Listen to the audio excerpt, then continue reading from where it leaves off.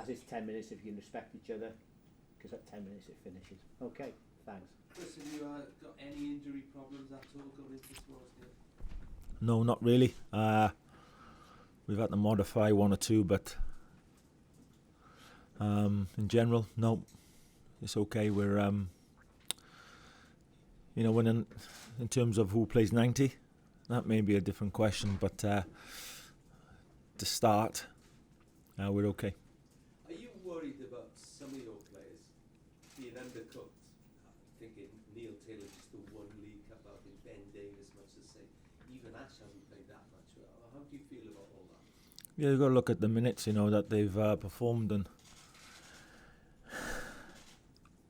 that's a constant worry, though, Rob. To be honest, when you get players from their clubs, we're always constantly looking at how much game time they've had, and Hal Robson-Kanu is a classic example. He's had no game time, no training except with us, so there's an impact then, of course, on how much of a part he can play. Obviously, it's the same for all the players. But they, the likes of Tails and Ash, they've been training every day.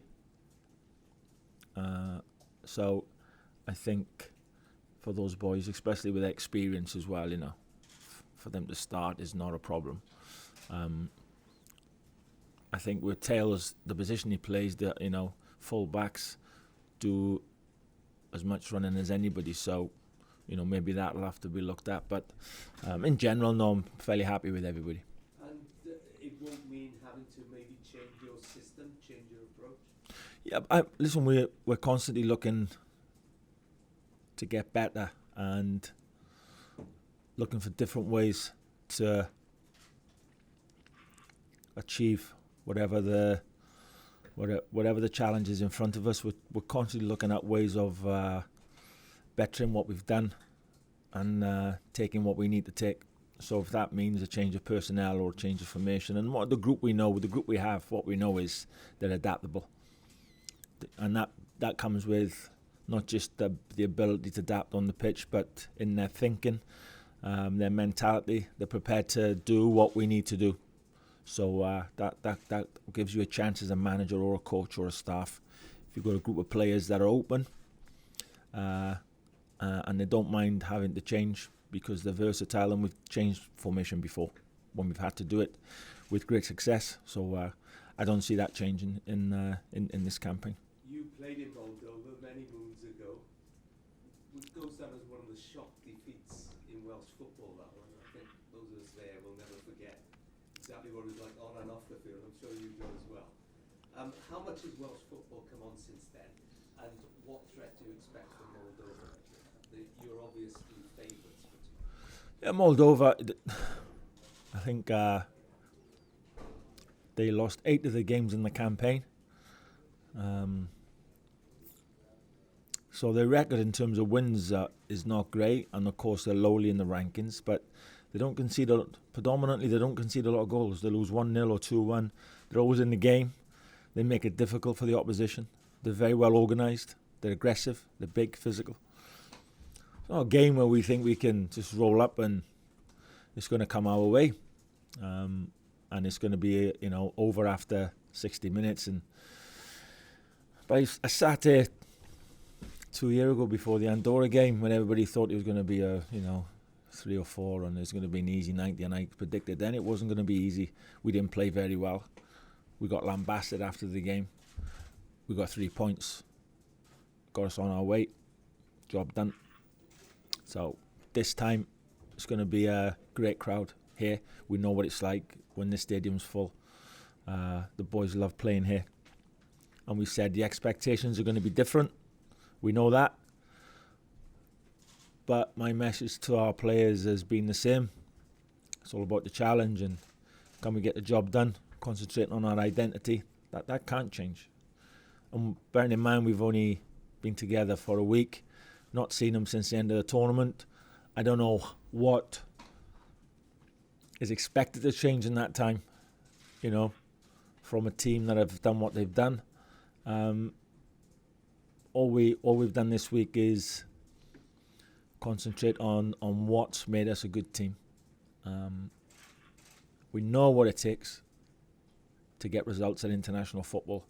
Moldova, Serbia, Ireland, whoever we're up against, Austria, all tough games. We know we're a good team, and we know that we need to max out in every time we take to the field. Because when we do that, we get results, and Monday night's no different. Can we just open it up? Thanks, Rob. Okay.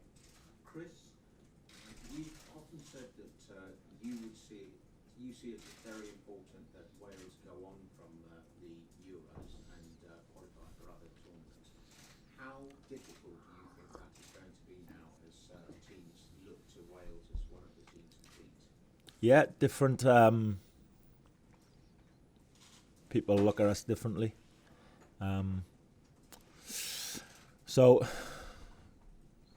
whereas maybe in the last campaign we weren't such a scalp, and teams would probably come here probably thinking they were going to get 3 points. Disappointed if they didn't. That'll change now. Teams will come here and be happy with the point, and that's a compliment to us. But with that comes a different responsibility for us, and that's how we look. It's a different challenge. That's how we have to look at it, and it's a good one. It's exciting for us. How do we handle it? And in the format in this campaign, one automatically qualifies, and then one, the second place, albeit it has to be a good second place finish, is in the playoffs. So, all to play for, and it's exciting for us. So let's see what comes out the back of it. But looking at the players this week, my staff, we've always been very committed, and we've always been, I think, we're all over the understanding that how lucky we are to represent Wales. The players show that when they walk onto the pitch. My staff do that when we're preparing the players. I've not seen anything this week that's different to what I saw in the last 3, 4, 5 years. And we have to be like that. We have to be like that. So no matter what the opposition brings, no matter what their game plan is, it's always been about Wales and our game plan, and that's all we stick to. Chris, how enthused are you at the start of the campaign? There was obviously the speculation around the future with Hull and things up in the air that there may or may not have been much to. How enthused and focused are you now as this actually begins? Yeah, as much as I've always been. I think if I didn't have the same feeling as I had, in the last campaign, or since I took the job, if I didn't have the same hunger and desire, then I wouldn't have, I would have gone somewhere else. Because it's, we're all human beings, and so especially in my industry, if somebody comes calling, especially in the Premier League, then of course you do get your head turned a little bit. But the overriding factor for me was, trying to qualify again and trying to go to a major tournament, and I still got the hunger for that and the desire and almost a desperation to do it again, having witnessed the scenes in the summer. I'm, if I'd have to use that word desperate to make sure that we do it again or give it our best shot. I said this would be my last campaign, and I said that after the tournament. One more is enough for me then, I think. But at the moment, sitting here, it's not enough. I want some more. I want some more campaign football, and I want some more tournament football. And I want to make sure that we do what we did in the last campaign. It's very important for me and for my staff that we see the players. Yes, it's about results, but it's in the way they perform as well. It's the identity that they've created. And that pleases me when I see the team perform like they do, wearing a Welsh shirt. And I still get that same excitement from that. And that hasn't changed. So hence why I'm obviously still here, ready for the next challenge, which is a big one. This will be the last question, sorry, because Ashley's So waiting. there's pride to it, because obviously, did the 58 years major tournament boxes ticked, and a World Cup is another box to tick. Definitely, yeah. I think the European Championships are when you dream about something, and then you're lucky enough to experience it. it was way beyond mine or any of our dreams. What happened and the experience is I couldn't describe to you the feeling, especially when we came home and realised, it's nothing like it's, if you're a manager of a club and things are going well, it's a great feeling. You've got the whole city behind you. If you're manager of your country and it's going well, and you've got a whole nation behind you and a whole nation proud of you and what you've achieved, I can't describe to people how that feels. It's incredible, irreplaceable. I've been on the other side where the whole nation is not very happy with you, and you just want to stay in your house, and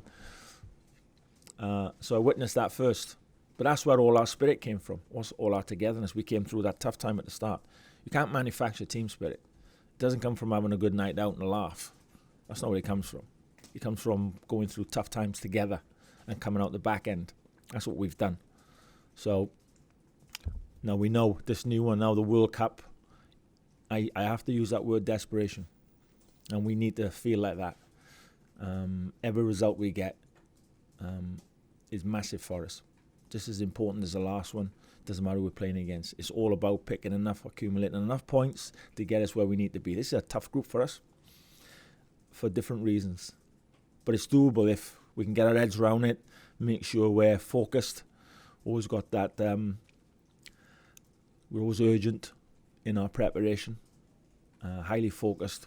If we remain like that, we've got a really good chance again to be in the top of this group, fighting for something special. But I said in the last press conference, it's not 10 games, it's 5 games. We've got to make sure after 5 games we're in there or abouts, and then we'll get carried through with the momentum. So these first 5 games are massive for us. Okay, thank you. Thank you.